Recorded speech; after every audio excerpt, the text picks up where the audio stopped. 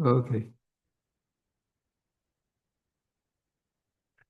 Okay, so we can start with the salutation to the Buddha, and today's date is November 15th, 2025. So we'll start by doing 3 bows, even mental bows to the Buddha. 1, 2, 3. And then the homage.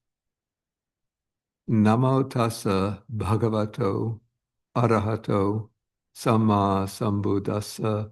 Homage to the Blessed One, the Worthy One, the fully enlightened one. Then I'm going to share the screen.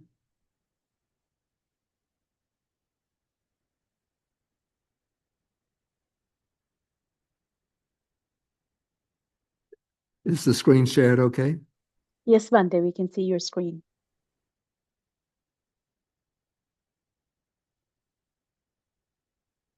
Okay, so we're continuing now to work our way through the Anguttara Nikaya, the numerical discourses, Book of Sevens.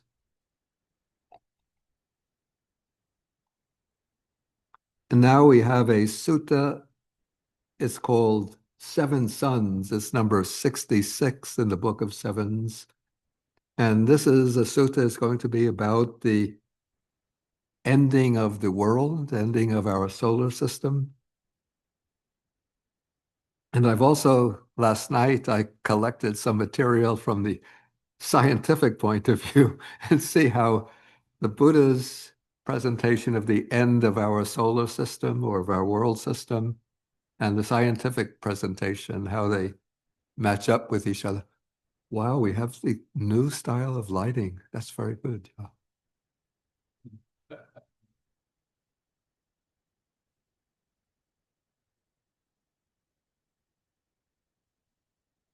Okay, so it starts off with a very broad statement. And in fact, we could see that the kind of pedagogical purpose of the Buddha's teaching on the end of the end of the world system, it's not to lay out a scientific fact, but it's a way of sort of hammering home the main soteriological point of his teaching. That's the point relating to liberation, emphasizing the impermanence of all sankharas, the all conditioned things.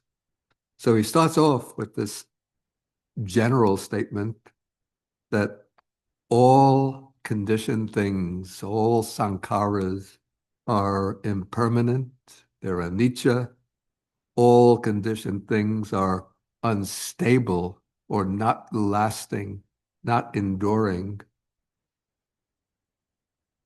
Well, I didn't look at the Pali. I think it's aduva, and that all conditioned phenomena are unreliable. And then it's enough, this is sufficient to become disenchanted with all sankharas, all conditioned things. It's nibbida, enough to become dispassionate towards them. That's viraga, and it's enough to be liberated from them. That's vimutti. And so we have here actually a very familiar sequence in the Buddha's teaching.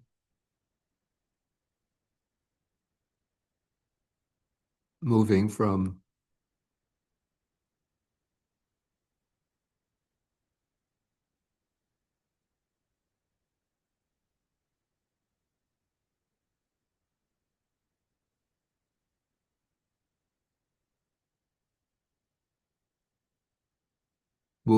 the perception of impermanence or anicca to disenchantment.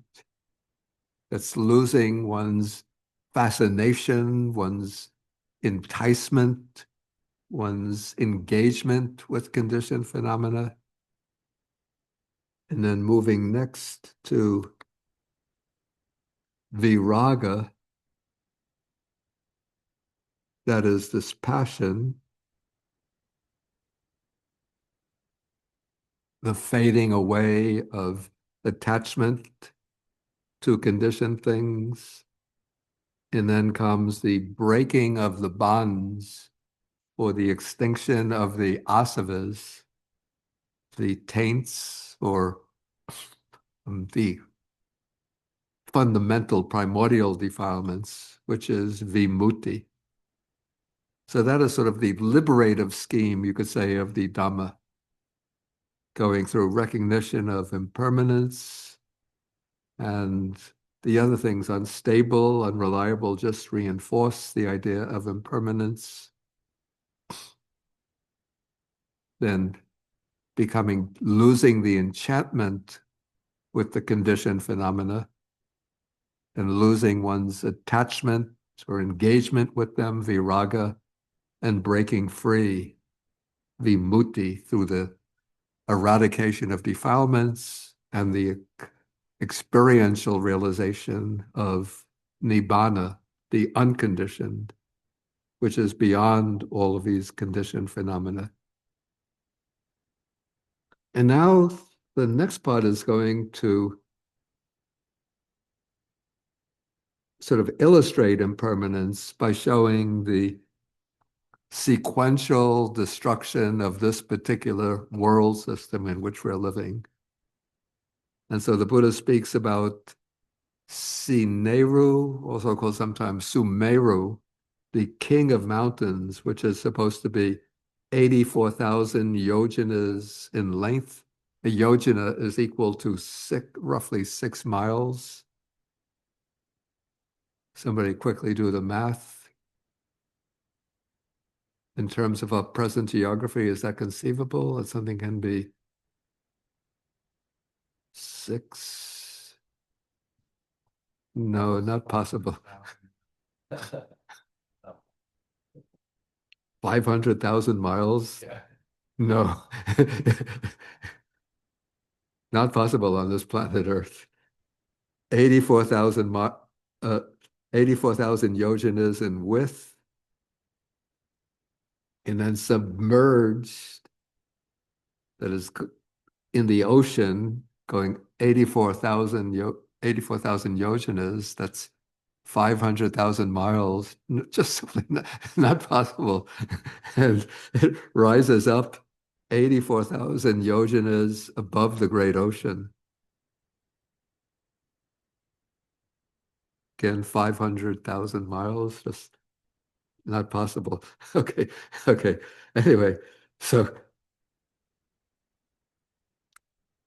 now the first stage in the destruction of the world system, so there'll be 7 stages. There comes a time when rain does not fall for many years, many hundreds of years, many thousands of years, many hundreds of thousands of years.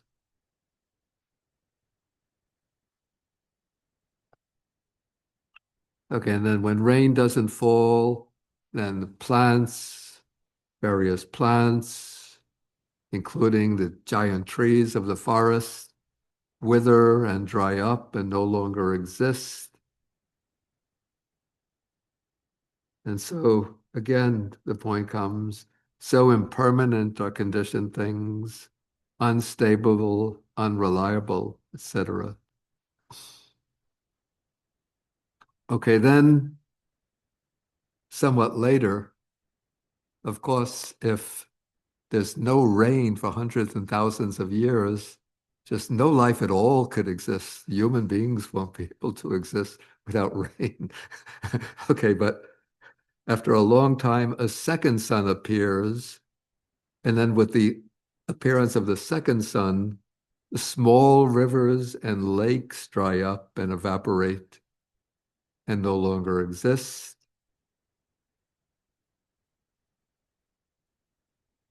But apparently, the text is suggesting that even though a second sun appears, still the great rivers can still exist, which, I mean, cosmologically, that's not possible.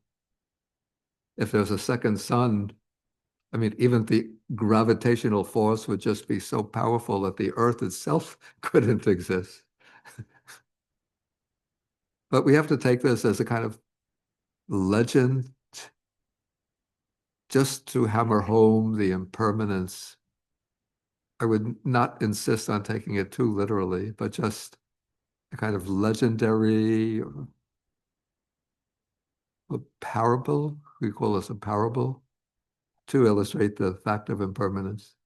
Yes, sun can split into two. Excuse me? Sun can split into two and become two. Well, that's what it's suggesting. But even if there are two suns, it would be too much for the gravitational power would be just too strong.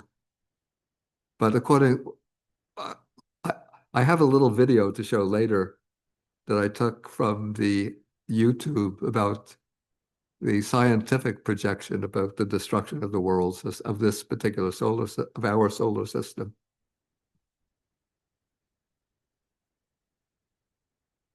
So maybe we could say that this is an ancient way of sort of formulating how this world system or solar system will be destroyed.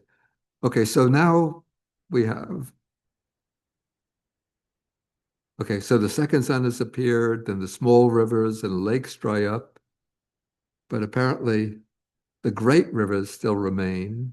But now the third sun appears, and at this point, the great rivers, the Ganges, the Yamuna, these are the major rivers in India, the five major rivers, the Chiravati, Sarabu, and the Mahi, dry up, evaporate, and no longer exist. Also, we would include here the River Rhine in Germany, the Danube River, the Mississippi River. What is the major river? Oh, of course, the Nile River in Africa. All those will go up. Of course, the Amazon River, the Yangtze River, or the Yellow River in China, then disappear. But apparently still the Great Lakes remain. Of course, then comes a time when the fourth sun appears. And when the fourth sun appears, then the Great Lakes, which are the source of the great rivers, and here it mentions lakes that are known in India, Anuttata, I don't know what these lakes are in today's terminology. Siyapapata, Ratakara, Kanamunda, Kunala, Chedanta, Mandakini. Do you know these lakes? Yeah, the Himalayas, but the one Anuttara Lake is there. Anuttata Lake is there. Yeah, the others, I don't. Yeah, they probably have different names today. So these great lakes dry up, evaporate, and no longer exist. But apparently the water of the great ocean, it said that it still seems to be persisting, because then after a long time, a fifth sun appears, and then with the appearance of the fifth sun, then the waters in the great ocean gradually sink first by 100 yojanas, 6 miles to a yojana, so that's 600 miles, then 200 yojanas is 1,200 miles, 300, 700 yojanas,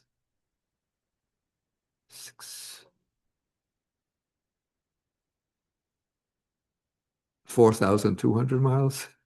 Okay. Okay. And then the water left in the great ocean stands at the height of 7 palm trees. Then it goes down to 6 palm trees, 5, 4, 3, 2 palm trees, 1 palm tree. Then it goes down 7 fathoms. That's the height of a human being. 6, 5, 4, 3, 2 fathoms, half a fathom, up to the waist, up to the knee. up to the ankle. Yeah.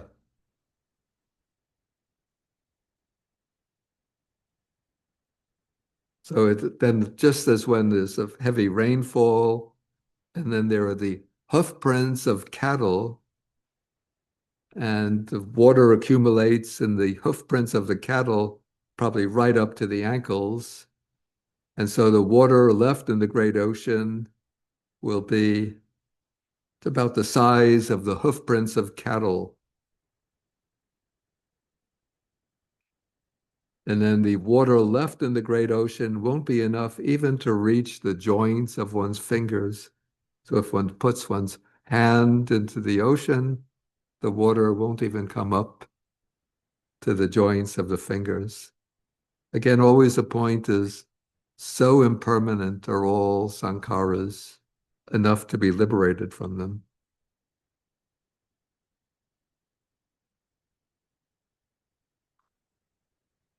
Okay, now, after a long time, a sixth sun appears. And then with the appearance of the sixth sun, this great earth, including Mount Sineru, will smoke, fume, and smolder, but they're still not yet destroyed. And it's just like a potter's fire when it's kindled, smokes, fumes, and smolders. And so, with the appearance of the sixth sun, this great earth, including the king of mountains, will smoke, fume, and smolder. Again, so impermanent are conditioned phenomena. And then after some time, a long time, a seventh sun appears. And with the appearance of the seventh sun, the great earth, including Mount Sumeru, will burst into flames, blaze up, and become one mass of flame. And then this flame cast by the wind rises up even to the Brahma world. And then the mountain peaks, even the greatest mountain peaks, disintegrate. All of the mountain peaks disintegrate. So that is with the seventh sun. And then when this great earth and Mount Sumeru are blazing and burning, neither ashes nor soot are seen. Again, when this is like when ghee or oil are blazing and burning, no ashes or soot are seen. And so when this great earth and Sineru, the king of mountains, are blazing and burning, no ashes or soot are seen. Then comes the point that so impermanent are all conditioned things, enough to be liberated from them. And then the Buddha says, or the text says, who except those who have seen the truth would think or believe that this great earth will burn up, be destroyed, and will no longer exist? Let's see what the notes say. So, anyatra dita padehi. So the pada here, the state or the truth, that is nibbana, the unconditioned. And those who have seen the unconditioned are the noble disciples, stream enterers, once returners, non-returners, arahats.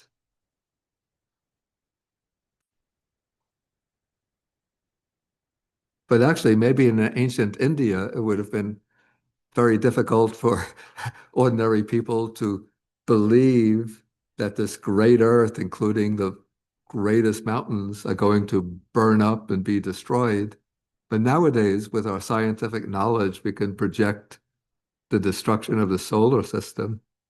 And then to illuminate our minds about this, let me get my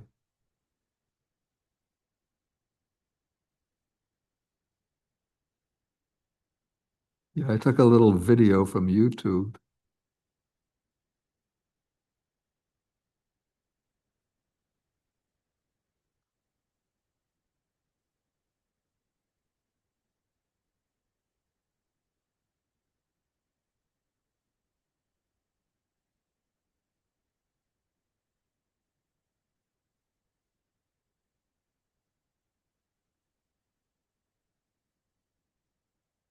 The atmosphere.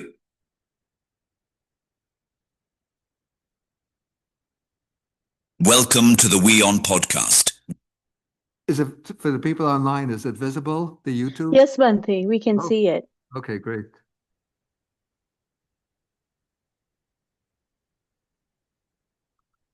Okay, so this is going to be, from the scientific perspective, the destruction of our solar system. And please don't get anxious, people here. I think it's projected 5 billion years from now.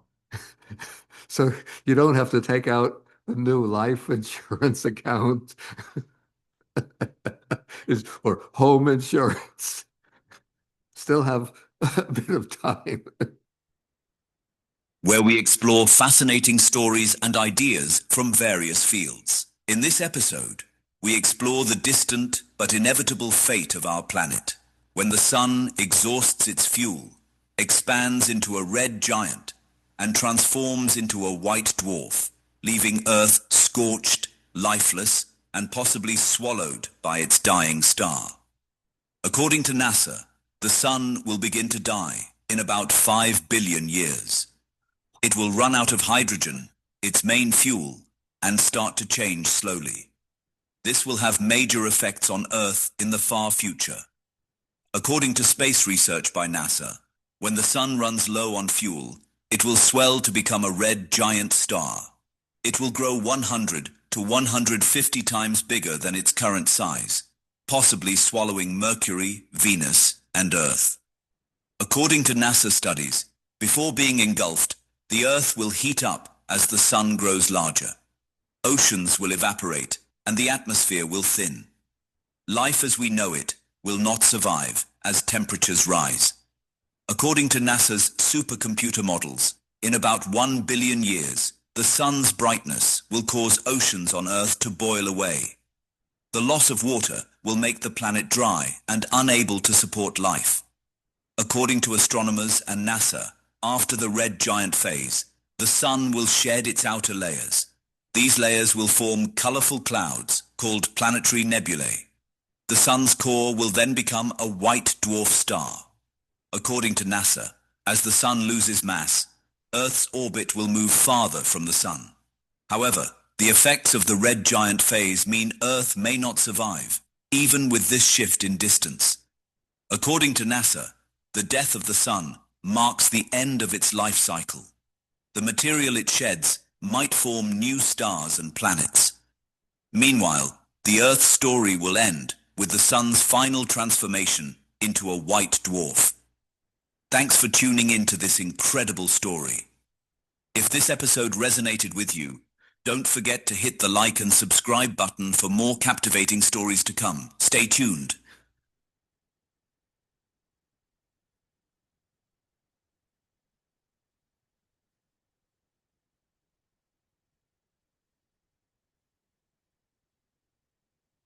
Yeah, so even though it's expressed somewhat differently, so the Buddha has to use the kind of terminology, imagery, concepts that were available to him in ancient India, but still there's quite an astonishing correspondence between what's said, 2,500 years ago and the modern scientific NASA projection about the end of our solar system, and well, everything comes to an end like 5 billion years from now. Okay, then we'll continue with our sutta. And so now continuing a little bit sort of in the legendary mode. So in the past, there was this is a satta, this would be like a spiritual teacher named Suneta. and who is one without lust for sensual pleasures. And that's a way of sort of suggesting that he was one who had sort of mastered the jhana attainments.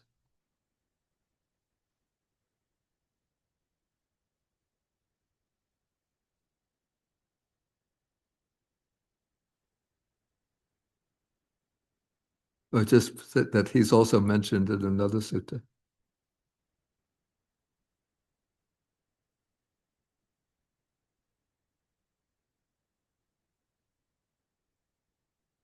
So this is referring to a distant era, sort of not within the range of human history, but going back probably to an earlier world or world system. And this teacher, Suneta, had many hundreds of disciples to whom he taught a Dhamma for companionship with the Brahma world. This would not be the Buddha's Dhamma of liberation, but probably he would be teaching them, excuse me, probably the practice of the Brahma Viharas, which are considered the path to rebirth in the Brahma world. And so those who understood his teaching and probably practiced it successfully with the breakup of the body after death were reborn in the Brahma world. But those who did not understand his teaching completely, some were reborn in companionship with the devas who control the creations of others. These are the devas in the sense sphere or desire realm, heavenly worlds. So the devas who control the creations of others, those are the highest devas of the desire realm. Then we have the devas who delight in creation. That is the fifth deva world in the desire realm. Then others are reborn in the Tusita deva world. That's the fourth deva world. Then the Yama devas, that's the third deva world. Some in companionship with the Tavatimsa devas, that's the second deva world. And then some in companionship with the devas of the four great kings. That's the lowest deva world in the desire realm. And then some were reborn as affluent kshatriyas, affluent brahmins, or affluent householders. Okay, then again, this is going to be a way of sort of, again, hammering home again and again the teaching of impermanence. So the teacher Suneta thinks, it's not fitting that I should have the same destination as my disciples. So he is going to develop loving kindness further. So he develops it for 7 years. And then as a result, for 7 aeons of world dissolution and evolution, he doesn't come back to this world. And he gets reborn in the realm of streaming radiance. And then after that, he's reborn in this empty mansion of Brahma. I think we came across that in last week's teaching, right? And then Suneta becomes the Brahma, the great Brahma, the sort of the supreme divinity within this world system. Okay, and then subsequently he becomes reborn as Sakra, the ruler of the Devas. Then he becomes a wheel-turning monarch many times, and so on and so on. But then here comes the point, even though he had such a long lifespan and continued for such a long time as a great Brahma, as Sakra, as a wheel-turning monarch, still the Ticca Suneta was not freed from birth, from old age and death, from sorrow, lamentation, pain, dejection, and anguish, not free from dukkha, I say. Why was that? Because he did not understand and penetrate four things. That is, Arya Sila, Arya Samadhi, Arya Panya, Arya Vimutti. Noble virtuous behavior, noble concentration, noble wisdom, and noble liberation. But now the Buddha says, referring to himself, that noble virtuous behavior has been understood and penetrated. Noble concentration has been understood and penetrated. Noble wisdom has been understood and penetrated. Noble liberation has been understood and penetrated. The craving for existence, bhava tanha, has been cut off. The conduit to existence, this is bhava neti, that which leads back to renewed existence. Again, that's really, it's just a synonym for craving for existence, has been destroyed. So now there is no more puna bhava, no more renewed existence.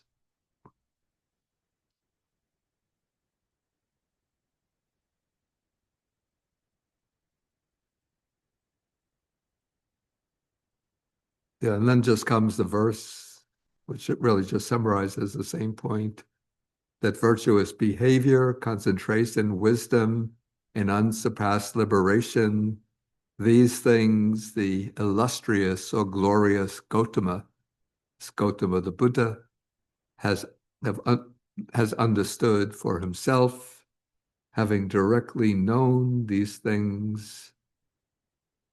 The Buddha taught the Dhamma to the monks, and the teacher, the end maker of suffering, the one with vision, has attained Nibbana.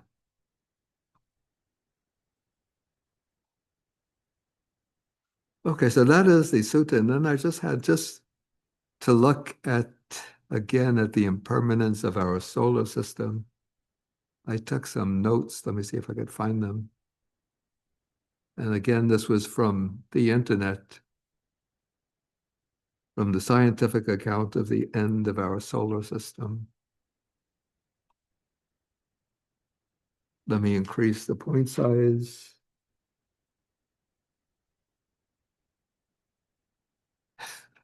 Okay, again, I don't want anybody to get anxious, agitated, alarmed.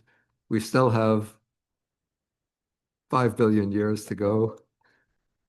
Okay, but at some point, the sun's fuel is going to run out. So it exhausts its hydrogen fuel in the core, and then it collapses upon itself. It becomes hotter. Then after it collapses upon itself, then it expands, and then it turns into a red giant. Is this visible to the people online? Yes, Bhante, we can see it. And then the sun, when it expands into a red giant, it grows so large that it will likely engulf and incinerate the inner planets, Mercury and Venus. And certainly probably a lot of the mountains on the earth. The oceans will certainly dry up, and some of the mountains on earth will be incinerated. And as for the poor earth, its survival is uncertain. It may be either engulfed by the expanding sun or somehow pushed into a higher orbit. But even if it survives the initial expansion, it will become uninhabitable due to the intense radiation from the sun. And then the sun will shed its outer layers creating a beautiful glowing cloud of gas called a planetary nebula. So even though it's beautiful and glowing, but it's doubtful if there will be any human beings around to appreciate the beauty of it. So maybe if we are reborn in the Deva world, we can look down at this earth and appreciate the beauty.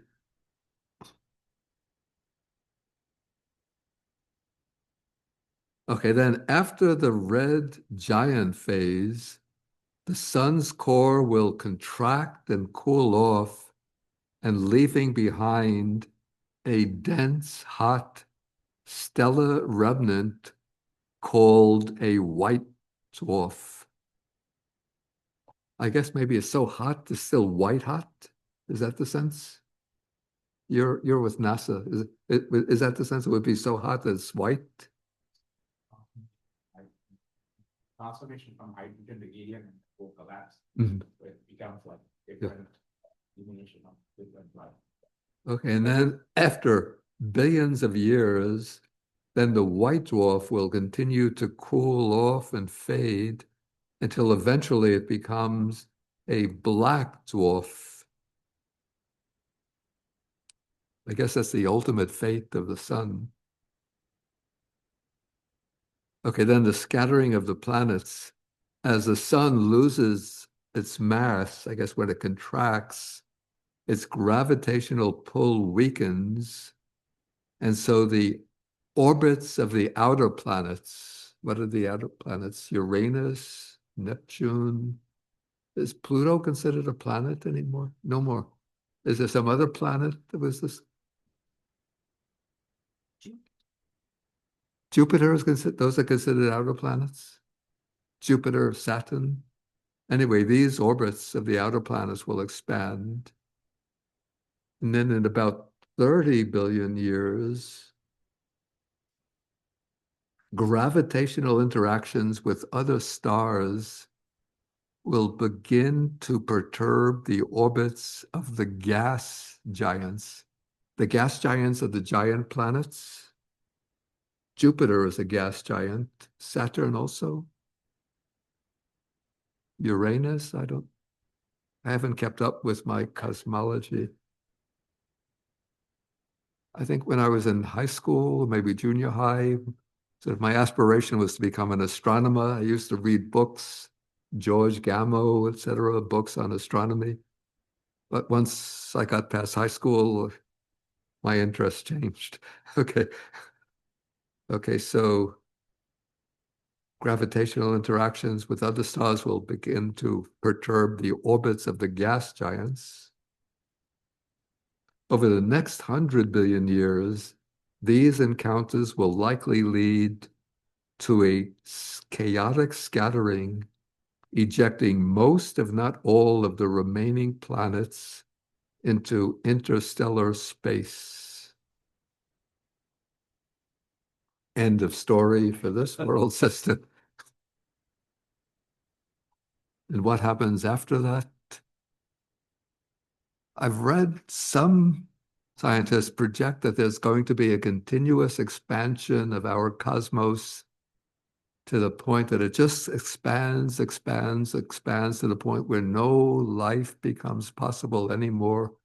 Complete end of story. But I can't believe that. It seems that life has to go on in some form to maintain the cycle of samsara.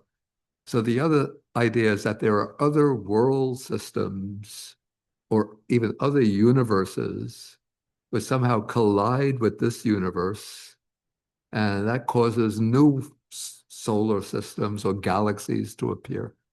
But there has to be some continuation in some form. Okay, anyway, so this takes us to the end of our sutta. So if anybody has any questions or comments, I think it's quite an interesting and important sutta. So even though it's, the Buddha has to express this in, as I said, in the terminology, the imagery, the framework, conceptual framework in which people could understand in ancient India. But still there are, at least with regard to the essentials, there are, striking correspondences with modern cosmology that the sun will, though it doesn't break up into 7 suns, but it expands to the point where it becomes so hot that all water on this earth will dry up, all life will become impossible, and then eventually the planets will be incinerated and eventually blown out into outer space. Well, I see a number of hands, so let's take them in order. First, I always have to give attention, I tend to overlook the people in the classroom because my eyes are focused on the screen. So anybody in the library have any questions or comments? Do you have a background in cosmology? Ellen? Yeah. Or science? Because I saw you sort of nodding like, yeah, I used to love to go to it's called the Hayden's Planetarium in New York City. It was like the highlight of my year was to get my parents to take me to the trip to the Hayden Planetarium. Please. Do we have, Jason, the other microphone?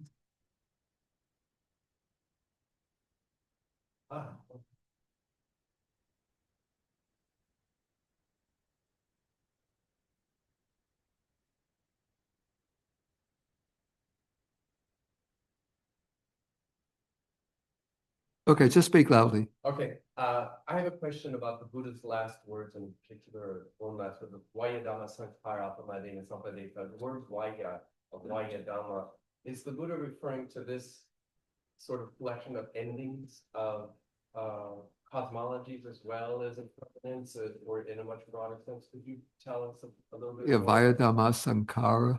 Of course, that the ending of the world system could be included in that, but I think he's referring more to maybe you call it the moment by moment impermanence of all sankharas.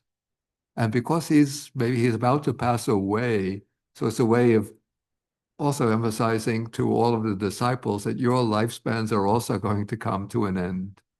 So via Dhamma Sankhara, that all sankharas have the nature to vanish. So your life, I'm about to pass away, that illustrates the impermanence of all sankharas. Your lifespan also going to come to an end. So upamadena sampadeta. So you should strive for the goal with diligence. So it's a kind of pedagogical teaching.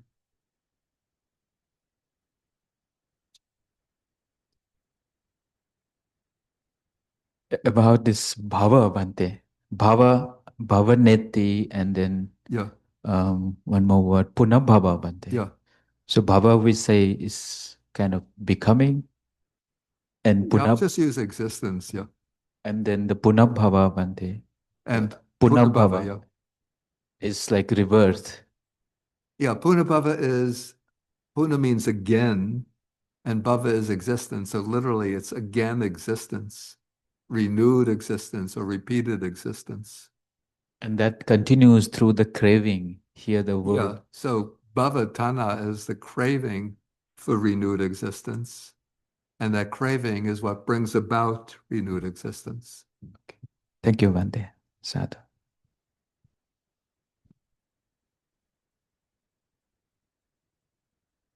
Anybody else in the library? Okay, then we could see from the participant list, Tim. Yes, Bhante. This hits on one of my favorite topics. And I just checked the dates again. In 2012, a meteor entered Northern California in the Sierra foothills. It's a type of material called carbonaceous chondrite. Basically, it's carbon. Yeah. It predates the formation of the solar system. Wow. And they said it was about the size of a school bus, and it disintegrated kind of over the gold country near Sutter Mill, where they discovered gold. Yeah. And just by pure chance, I told my friend, she has a house there, and she found a piece of it in her driveway. Wow. And astrophysicists from all over the world descended on that town. And she loaned it. She asked me. She loaned it to an astrophysicist. And this is the interesting thing about it for me, is that that type of material predates the formation of the solar system. Yeah, amazing. Yeah. And what I read about it is that I went to a talk about it, that it actually is the remnant of a supernova. And so the solar system and our sun were formed by a previous solar cycle. Oh, exactly. And sometimes those meteors contain something, an amino acid, that found the building block of life. And that I interpret that to mean that some previous world system existed.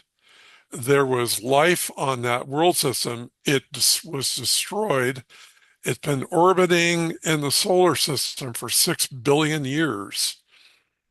And they can contain amino acids from that previous solar cycle. And so, the bizarre thing is I didn't see it personally for a long time. And then she had an event at her house some years ago, and she asked me, have you actually seen the meteor fragment?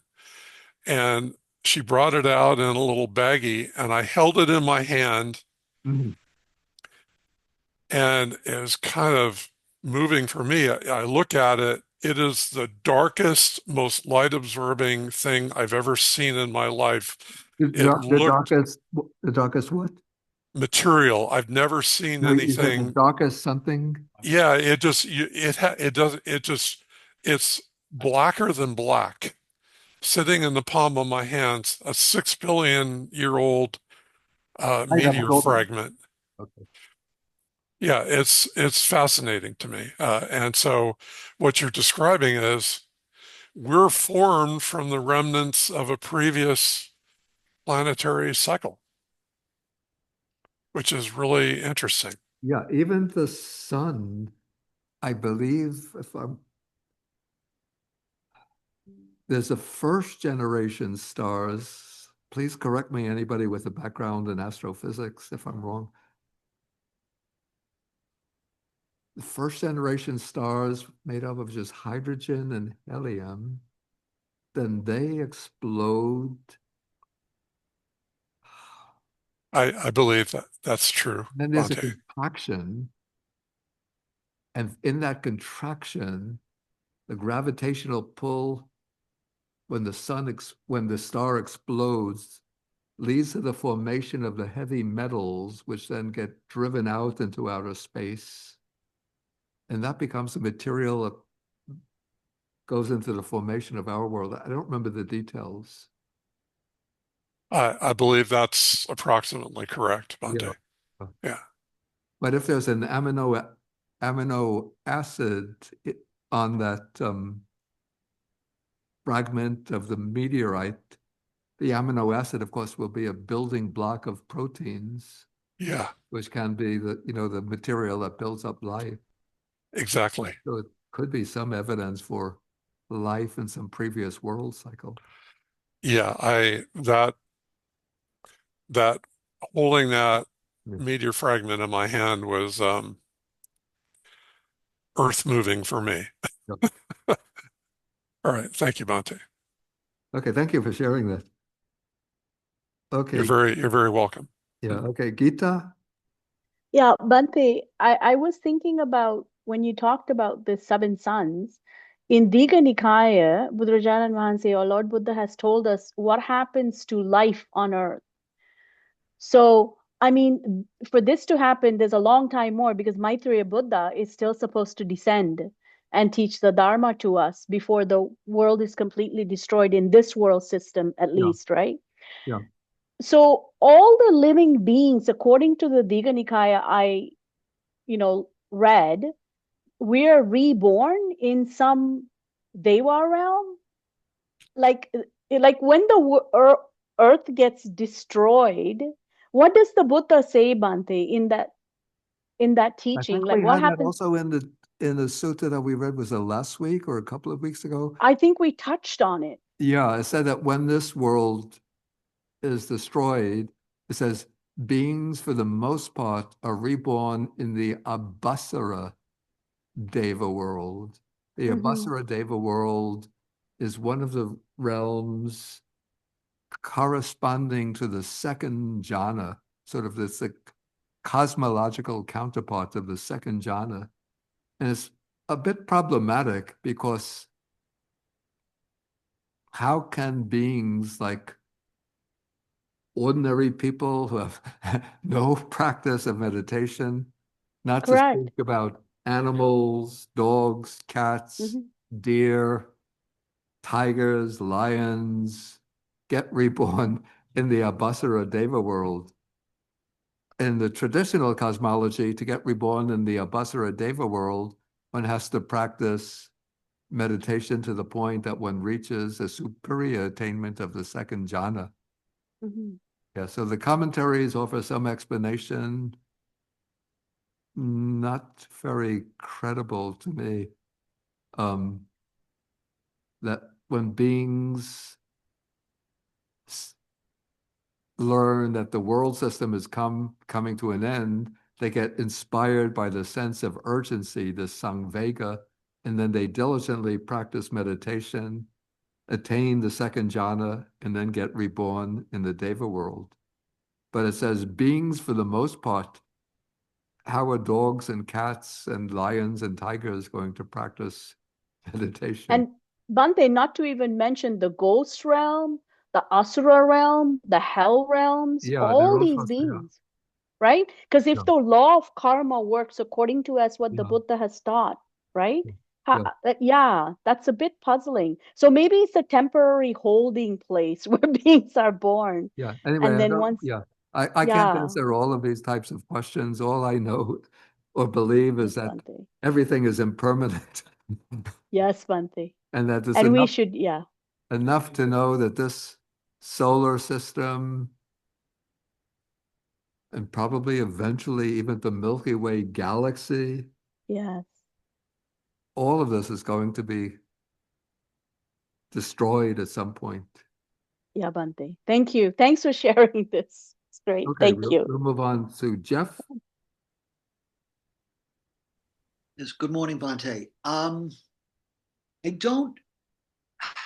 I don't know if this is the case in Theravadan liturgy, but in the Tibetan liturgy, when we're conducting pujas, the higher devas, the senior devas that were ported over from the Indic system, Brahma, Vishnu, Shiva, Ganesha, and so forth, their consorts, Saraswati is a big one.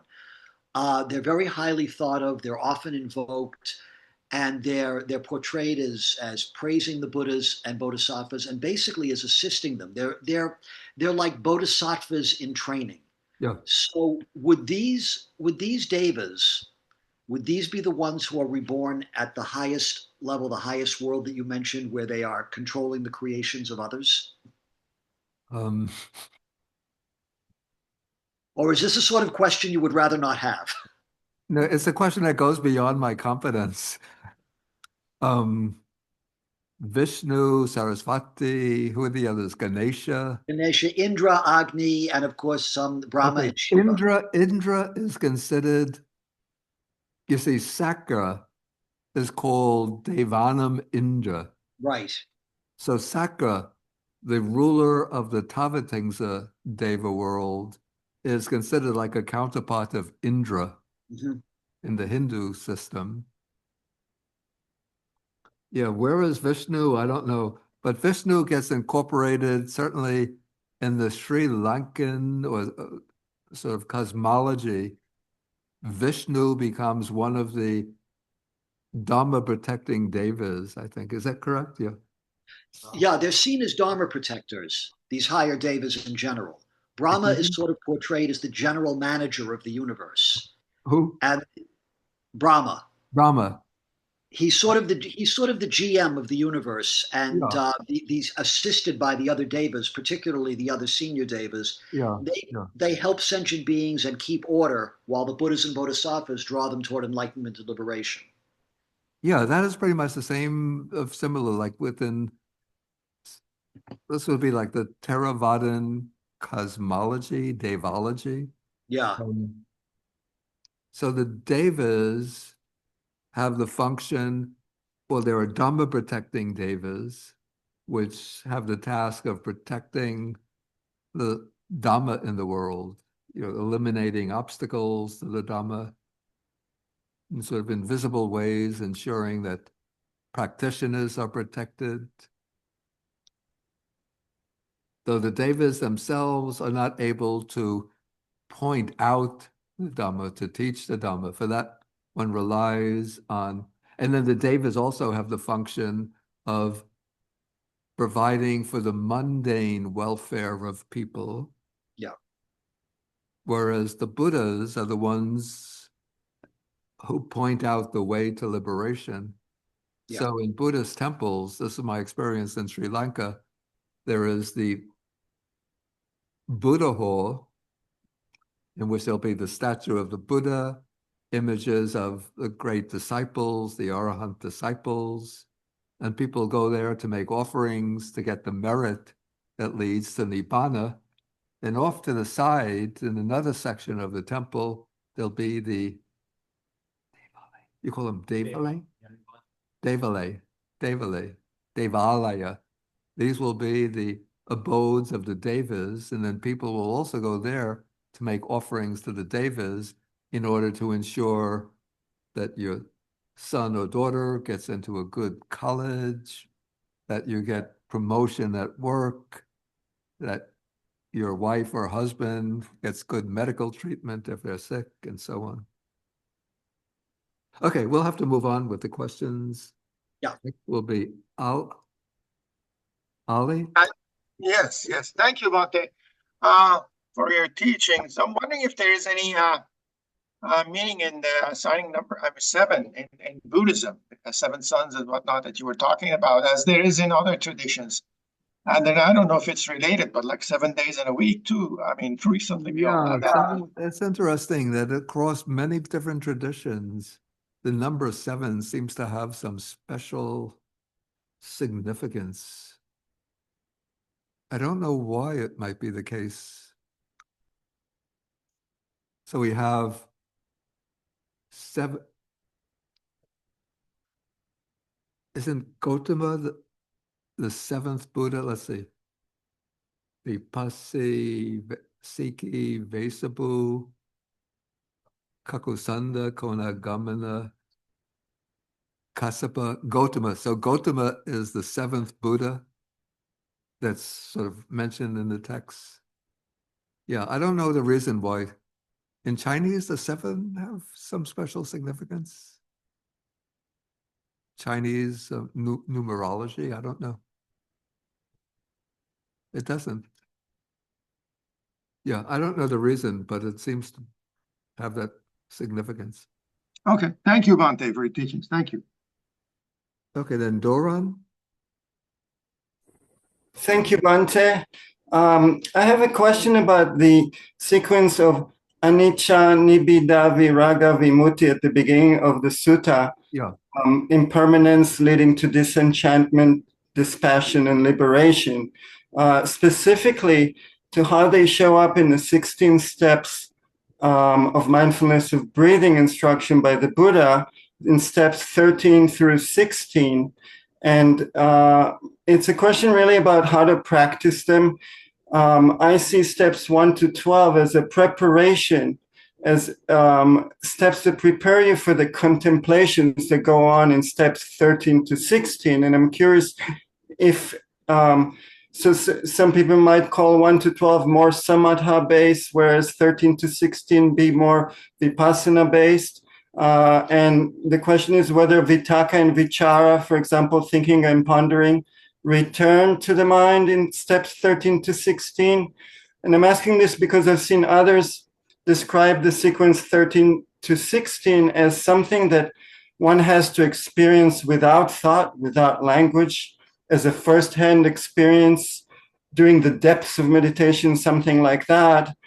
Do you see steps 13 to 16 as something that we are to experience in these depths of meditation firsthand without language, or as a thought-laden contemplation, or perhaps both?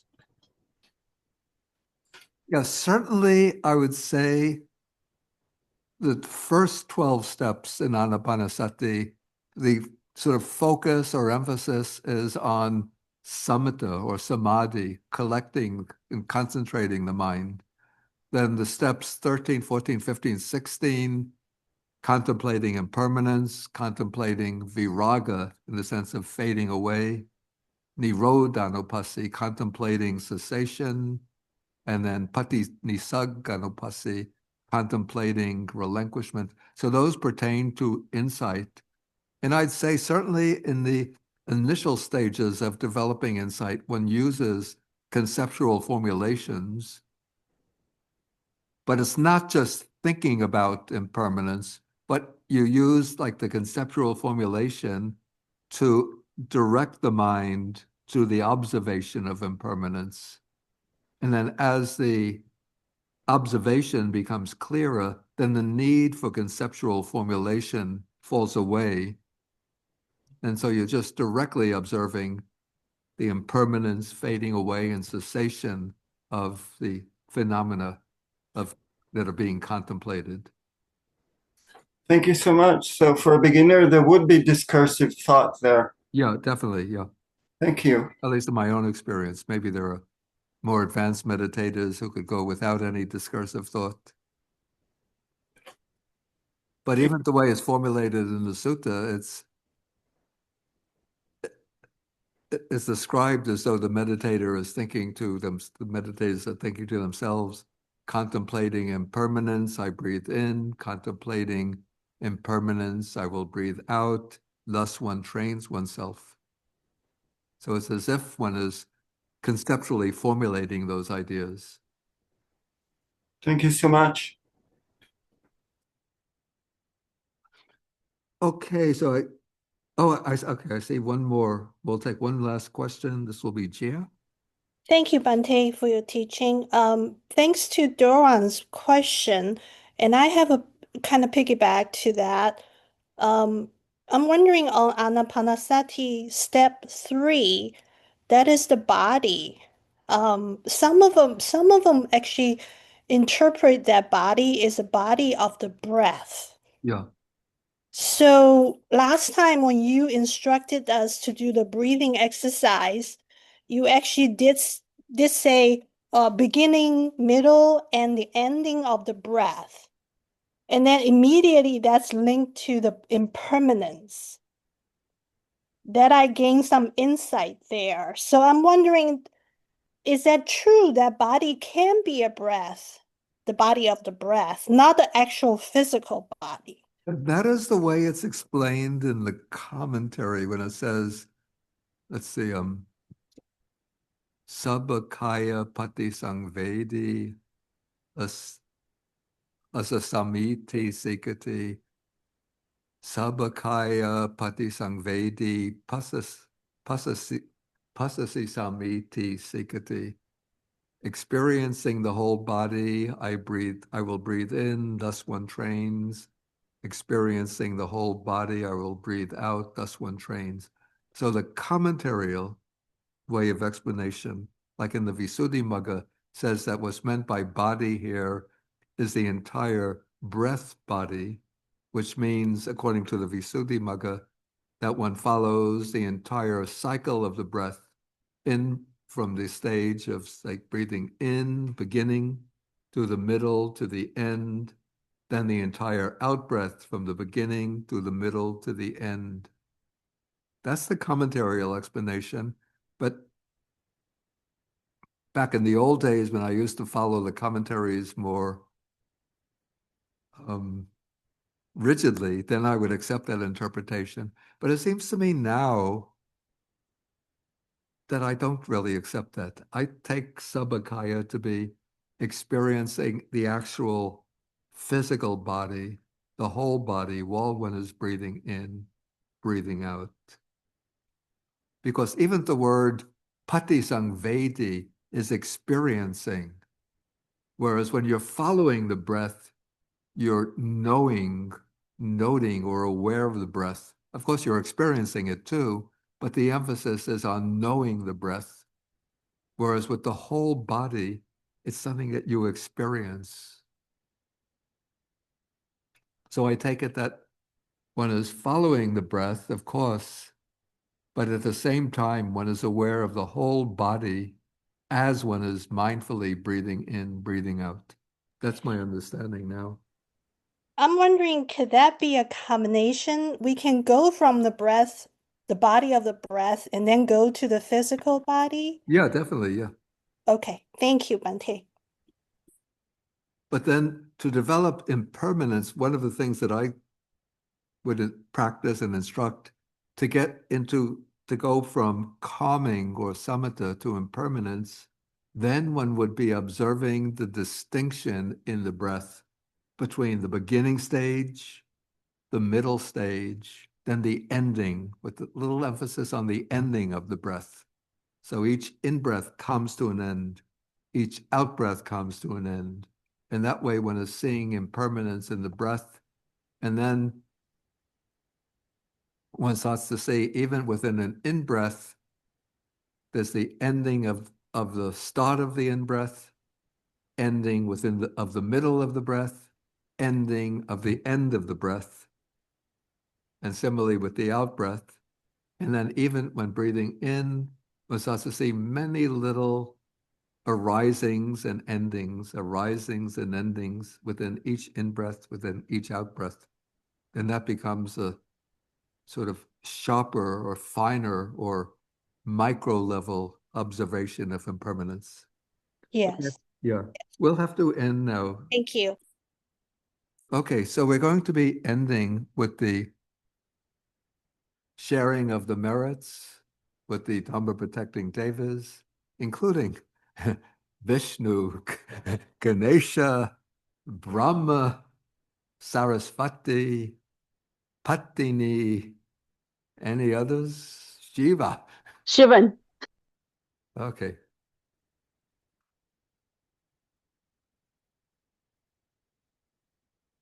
Okay, so I'll recite the verses for sharing the merits. Akasata chabumata deva naga mahidika punyanta manumoditva chirang rakantu sasaram.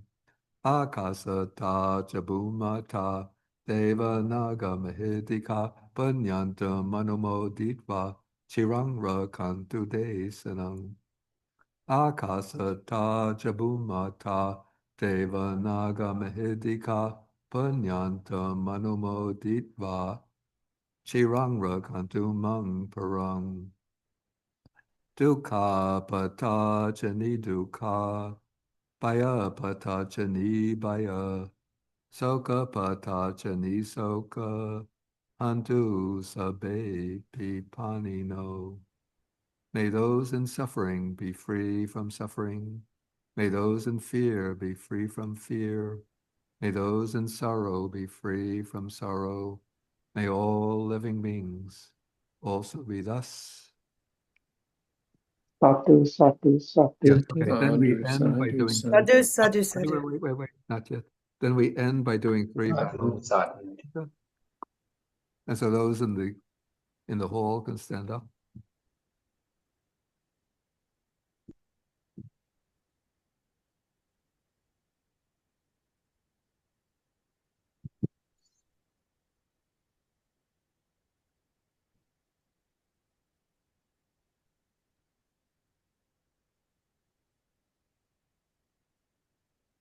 Sadhu, sadhu, sadhu. Okay, we're going to do the vows now. One vow. Thank you. Thank you, Bhante. Thank you. Two.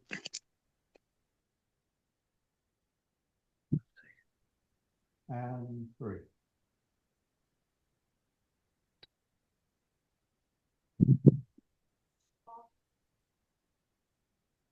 Okay. Thank you, Bhante. Thank And you. about to Thank you, Bhante. Thank Bhante. you, Bhante Bodhi. And about to Bhante. Sadhu, sadhu, sadhu. Thank you, Thank Bhante. you, Thank you, Bhante. Thank you, Bhante. You're Bhante. so precious to all of us, Bhante, thank you. Bhante. Love you, Bhante. Have a Thank lovely you, night. Bhante. Good health to you.